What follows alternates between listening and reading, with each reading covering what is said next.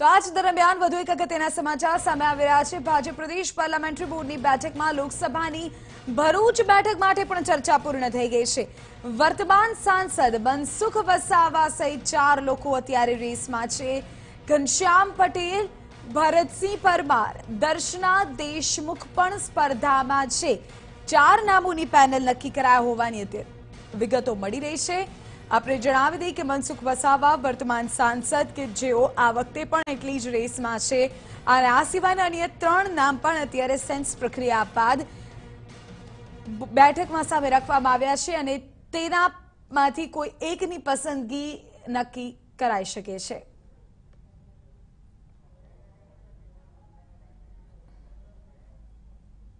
ત્યારે વધુ પૂરી જાણકારી આપી રહ્યા છે મારા સંવાદદાતા કિંજલ મિશ્રા। કિંજલ, અત્યારે મુખ્યપ્રધાનના નિવાસસ્થાને બેઠક ચાલી રહી છે। જાણકારી એ સામે આવી રહી છે કે વડોદરા અને ભરૂચ લોકસભા બેઠક માટેની ચર્ચા પૂર્ણ થઈ ગઈ છે। વડોદરા માટે ભાર્ગવ ભટ્ટનું નામ સામે આવી રહ્યું છે, તો અત્યારે ભરૂચમાં મનસુખ વસાવા ફરી રેસમાં હોવાનું જણાઈ રહ્યું છે। પૂરી જાણકારી શું આપના સુધી?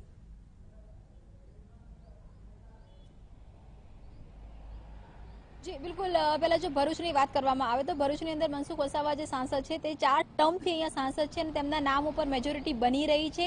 જો તેમને પડતા મૂકવામાં આવે છે તો જે 3 બીજા જે નામ આવી રહ્યા છે તે સહકારી આગેવાન છે ઘનશ્યામભાઈ પટેલ, તેમનું નામ આવી રહ્યું છે। તેની સાથે જ જે મહામંત્રી છે ભરતસિંહ પરમાર, તેમનું પણ નામ પેનલમાં મૂકવામાં આવ્યું છે અને તેની સાથે જ કહી શકાય કે જે પૂર્વ મંત્રી હતા ચંદુભાઈ દેશમુખ, તેમના દીકરી છે દર્શના દેશમુખ, જે વ્યવસાય ડોક્ટર છે। આ 3 જે નામ છે એટલે કહી શકાય કે 4 નામની જે પેનલ છે, 4 નામની પેનલ તૈયાર કરવામાં આવી છે। જો કે પ્રાથમિકતા હાલમાં મનસુખભાઈ વસાવાના નામ પર પણ આવી રહી છે। મનસુખભાઈ વસાવાને રિપીટ કરી શકાય તેવી પૂરેપૂરી શક્યતાઓ છે, કેમ કે તેમનો સ્થાનિક લેવલ પર એક દબદબો છે અને અત્યાર સુધીમાં જે પ્રકારે તેમને કામગીરી કરી છે તેને લઈને કોઈ જ પ્રકારનો વિવાદ નથી। એટલે મનસુખ વસાવા એક મોટું માથું ભાજપ માટે, એ વિસ્તાર માટે માનવામાં આવે છે। એટલે લગભગ આ નામ ઉપર જ મોહર વાગી શકે તેવી શક્યતાઓ છે।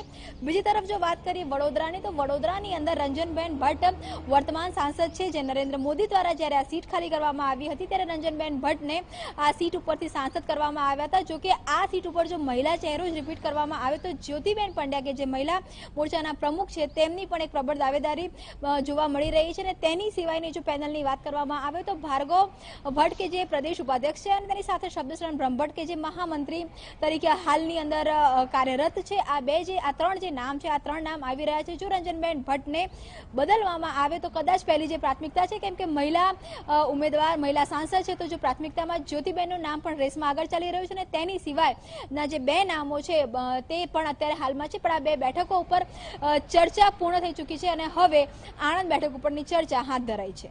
બિલકુલ કિંજલ, આ તમામ ગતિવિધિઓ પર આપની પાસેથી ફરી અપડેટ મેળવીશું। આભાર તમામ જાણકારી બદલ। આપણે જણાવી કે આણંદ બેઠક ઉપર અત્યારે ચર્ચા ચાલી રહી હોવાની જાણકારી સામે આવી રહી છે। મહત્વપૂર્ણ બાબત એ છે કે વડોદરા અને ભરૂચ આ બંને બેઠકો માટે અત્યારે પેનલ તૈયાર કરી દેવામાં આવી છે અને તે નામ હવે સેન્ટ્રલ કમિટીને મોકલવામાં આવશે અને તેના પર આખરે મહોર લગાવવામાં આવશે।